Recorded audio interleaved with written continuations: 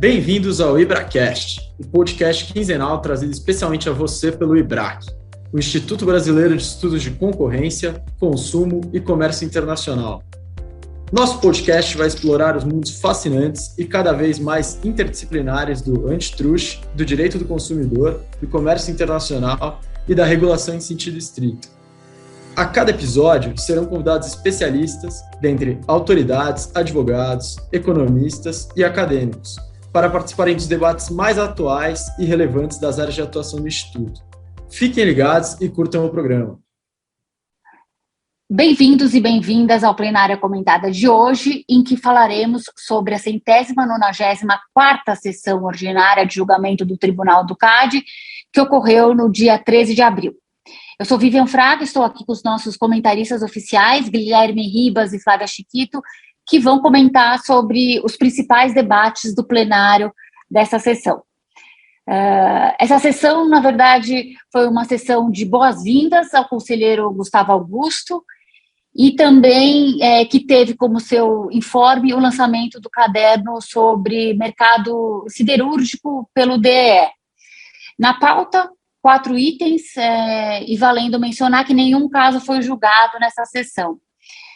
Tínhamos um processo administrativo, aquele contra as Teles, que foi retirado de pauta, pois foi convertido em diligência pelo presidente. Também tinha um processo administrativo que teve seu julgamento adiado em razão do pedido de vista do conselheiro Gustavo Augusto, que é o processo administrativo com vistas a apurar suposta prática de conduta anticompetitiva em licitação promovida pela empresa brasileira de infraestrutura aeroportuária, a Infraero. E também tínhamos embargos de declaração, cujo julgamento também foi adiado em razão do pedido de vista da conselheira Lenisa Prado. E a gente está falando aqui daquele processo administrativo que tratou do suposto cartel no mercado nacional de fornecimento de tubos e conexões de PVC. E aí o APAC também teve o julgamento adiado em razão do pedido de vista do próprio presidente, que até antecipou algum tipo de divergência em relação à alíquota elegida para a majorante de intencionalidade, que estaria em desacordo com a jurisprudência do CAD. Então, não tivemos nenhum caso julgado, mas passo aqui para os nossos comentaristas para eles comentarem os principais debates havidos. Obrigado, Vivian. Oi, Flávia. É um prazer estar aqui com vocês de novo. Eu vou pegar esse último caso aí que você comentou, Vivian, esse APAC, de relatoria do conselheiro Luiz Braido. São duas empresas concessionárias de veículos. Foi um APAC instaurado pela Superintendência Geral em março de 2020, com o objetivo de investigar um ato de concentração notificado que teria sido consumado antes de apreciado pelo CAD. A operação foi levada ao conhecimento do CAD por conta de uma resposta de um ofício de uma empresa em outro ato de concentração. O ato de concentração ele foi notificado antes da abertura do APAC, mas depois de o CAD ter tomado conhecimento sobre a operação, o que justificaria aí um desconto de 30% na multa. As partes apresentaram um acordo para a Superintendência Geral para resolver essa questão, e o que é interessante, como você adiantou, Vivian, acho que o conselheiro Braido fez uma análise bastante detalhada da metodologia de cálculo, então qual é a base, quais os elementos discricionários para o cálculo da multa.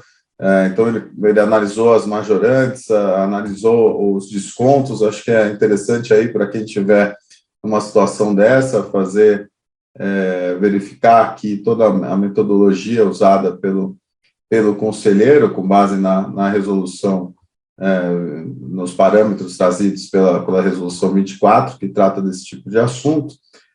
O conselheiro, ele proferiu seu voto pela homologação da proposta submetida pelas partes, e aí aplicando uma multa de mais ou menos R$ 580 mil.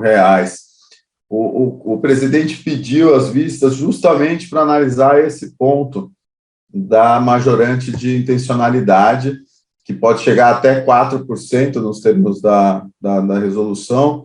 Segundo o presidente, ele acha que o valor proposto estaria em desacordo com outros acordos homologados pelo CAD, e que, então, seria importante dar uma mensagem ao mercado de segurança jurídica. Então, ele vai fazer essa pausa aqui para olhar esse ponto e trazer numa próxima sessão, o que pode ser um debate interessante para a gente acompanhar.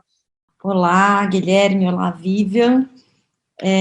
Eu fiquei com o item 3 da pauta, que é um processo administrativo envolvendo a conduta de cartel em licitação, envolvendo licitações da Infraero, empresa brasileira de infraestrutura aeroportuária. Em relação a licitações relacionadas à concessão de uso de áreas para exploração comercial da atividade de cafeterias em diversos aeroportos brasileiros. Esse é um caso de relatoria do conselheiro Sérgio Ravaiani, e é bastante interessante porque ele fez uma análise robusta em relação a 2 pontos que me chamam a atenção, que é sobre a configuração e as estratégias envolvendo cartéis em licitações. E, além disso, ele fez uma análise bastante exemplar em relação à dosimetria de pena. Ele aplicou várias agravantes e chegou a aplicar a alíquota máxima de 20%. Então, em relação à questão da configuração do cartel em licitação e das estratégias tidas em cartéis de licitação, o relator destacou que as representadas se utilizaram amplamente a prática de bloqueio em pregão presencial, consistente na simulação de concorrência por 2 empresas licitantes para propiciar a vitória de uma terceira, além da apresentação de propostas com identidade de valores, distanciamento uniforme de valores e propostas com textos iguais, inclusive apresentando os mesmos erros de grafia. O relator também pontuou que a implementação do cartel também é perceptível pelo emprego de outras estratégias, como a supressão de propostas, a abdicação de lances na segunda fase dos pregões e a ausência de cadastramento de representantes das empresas classificadas aptas a oferecer lances na segunda fase dos pregões. Ele afirmou que há indícios suficientemente robustos da participação dos representados no suposto cartel, e aí, daí, a motivação dele ter aplicado agravantes e alíquota máxima, né? Então, ele aplicou diversas agravantes. Ele também adotou o faturamento total das empresas no ano anterior à instauração do processo administrativo como base de cálculo, porque segundo ele, as empresas não lograram êxito em demonstrar de forma inequívoca e completa o faturamento detalhado por ramo de atividade empresarial. No entanto, como a representada Ventana não declarou a existência de faturamento em referido ano, o relator adotou como base de cálculo o faturamento bruto anual da empresa obtido no exercício da conduta, isto é, no ano de 2014, foi a única exceção. Em relação aos administradores, o relator entende que estes contribuíram igualmente para a prática de infração à ordem econômica, portanto, ele considera que há condições em comum de agravantes que justificam o acolhimento da alíquota base de 5% para todos os administradores. Ele também requisitou informações sobre renda e patrimônio das pessoas físicas representadas à Receita Federal para valorar a condição econômica atual do infrator, a fim de que a multa não seja subdimensionada ou sobredimensionada. Isso tem sido uma prática corrente do conselheiro Ravaiani em requisitar informações à Receita. E com base nas informações levantadas da Receita, a alíquota restou fixada em 20% para a maioria dos representados, adotando a alíquota de 5% apenas para Christian dos Santos Marques Mota e Juliano Osório Saul. Em relação às pessoas físicas não administradores e não empresárias, as provas reunidas nos atos comprovam a atuação de Jean Diego Bruneta a serviço das empresas representadas por meio da prática de atos materiais necessários à operacionalização do cartel, sujeitando a pena de multa prevista no inciso 2 do artigo 37.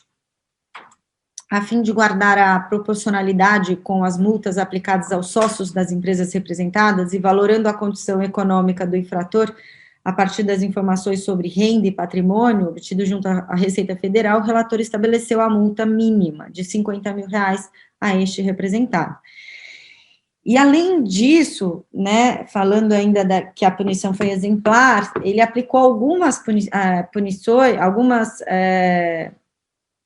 punições não pecuniárias. Ele entende ser de interesse público geral a expedição de ofício com cópia da decisão aos Ministérios Públicos Federal e Estaduais de Campo Grande, São Paulo, Florianópolis, Maceió, Recife e São José dos Pinhais, Paraná, para a ciência e eventual propositura de ação para ressarcimento de danos à coletividade, bem como a adoção das providências que julgarem cabíveis na seara penal. Além disso, ampla divulgação da decisão, com a sua remessa a potenciais interessados, notadamente aqueles identificados ao longo da apuração como afetados pela conduta anticompetitiva, por exemplo, a Infraero, para que querendo exerçam o direito de reparação e também a Delegacia de Repressão a Crimes Fazendários da Polícia Federal do Paraná. Também votou ainda pela publicação em meia página às expensas do infrator em Jornal do Paraná, por 2 dias seguidos, 2 semanas consecutivas, que é o artigo 38, inciso 1. Mas o julgamento foi suspenso também por pedido de vistas do conselheiro Gustavo Augusto. Então, a gente precisa aguardar, acho que foi o primeiro pedido de vistas do conselheiro na primeira sessão dele. Legal, Flávia, e acho que mais um caso depois aqui, só vou comentar muito brevemente aqui, também um outro caso não julgado, por um novo pedido de vistas, mas aqui pela conselheira Lenisa Prado, os embargos de declaração, os embargos também não tem muito o que comentar aqui nesse caso, são 3 pessoas físicas, jurídicas, que entraram com recursos. 2 delas apresentaram novos embargos de declaração, já tinham apresentado em sessões anteriores, e uma terceira apresentou um pedido de reapreciação. O que é interessante desse caso é aquele caso que investigou o cartel no mercado de fornecimento de tubos e conexões de PVC, a Vivian mencionou no começo aqui da nossa conversa, para obras de infraestrutura de saneamento entre 2003 e 2013, e obras prediais de 2007 a 2014. Algumas representadas vêm apresentando recursos desde a condenação, desde que aconteceu a condenação, inclusive já tendo resultado em redução de multas, mas o que é interessante é que esse caso está sendo julgado desde fevereiro de 2021.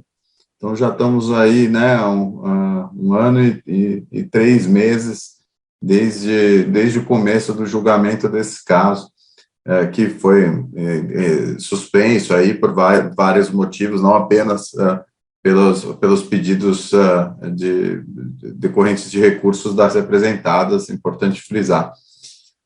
Mas é interessante, o conselheiro Luiz Braido, o relator, trouxe o seu voto. Para uma das empresas ele sugere não conhecer dos embargos, pois apenas reiteração de argumentos já trazidos no primeiro recurso.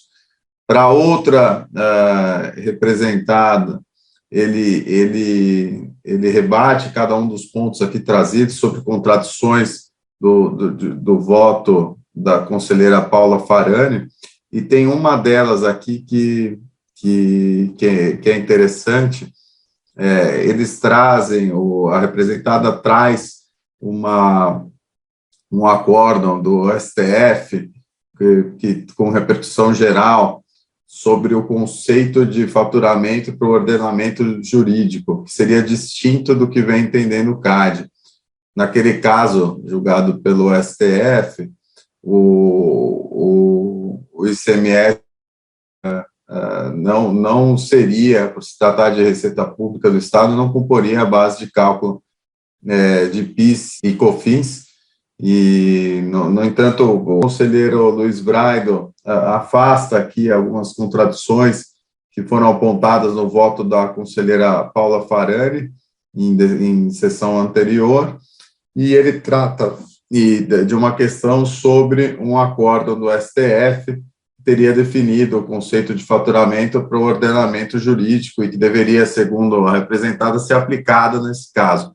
O conselheiro Luiz Braido afastou esse pedido porque ele argumenta que o STF não enfrentou a constitucionalidade do artigo 37 da Lei Concorrencial, que estabelece os limites mínimos e máximos para aplicação de multa pelo CAD, que é um conceito distinto daquele utilizado na Constituição Federal e no julgamento pela Corte Suprema. É sobre este ponto especificamente que a conselheira Lenisa Prado pediu para se debruçar com mais calma, e é o que a gente deve ter na próxima sessão. E, por fim, com relação ao pedido de reapreciação de uma terceira pessoa jurídica, ela trata aqui ela tenta dizer que determinadas atividades de processos relacionados ao processo produtivo de tubos e conexões foram colocadas no mesmo ramo de atividades, e que isso não deveria ter acontecido. Elas solicitaram um novo parecer contábil, tentando demonstrar que uma parte desses itens não deveria fazer parte do total da base de cálculo, mas o conselheiro Luiz Braido entendeu que essas informações já estariam disponíveis e poderiam ter sido apresentados em sede dos primeiros embargos, e que esse assunto já foi endereçado naquela ocasião. Um outro registro que vale a pena interessante é um alerta feito pelo conselheiro Luiz Braido quanto à aplicação de multa por oposição de recursos, embargos protelatórios. Então, ficou esse recado aqui. A gente já viu isso recentemente, o CAD aplicar a multa por embargos protelatórios, e a conselheira Lenisa Prado também pediu para dar uma olhada nesse assunto para a próxima sessão. Então, era isso que eu queria comentar sobre esse ponto. Acho que vale a pena chamar a atenção de quem está escutando. Perfeito, interessantes debates que ficam, então, para as próximas sessões, a questão da dosimetria em relação à imposição da multa no APAC, e também na pessoa física, supostamente representante da empresa líder do cartel, no item que a Flávia comentou. Além dessa decisão do Supremo, né, em relação à definição de faturamento. Obrigada, Guilherme, obrigada, Flávia, obrigada a você, nosso ouvinte, por nos ouvirem. Fiquem ligados no nosso Plenária Comentada do IBRAcast, o podcast do IBRAC. A Plenária Comentada é um quadro fixo do IBRAcast e uma produção do IBRAC, o Instituto Brasileiro de Estudos de Concorrência, Consumo e Comércio Internacional, conduzida por Flávia Chiquito dos Santos, diretora de publicações, e Vivian Fraga, coordenadora de podcasts e roteirista principal, e produzida com o apoio técnico da equipe de comunicação de Tosini Freire Advogados, nas pessoas de André Correia e Érica Rodrigues.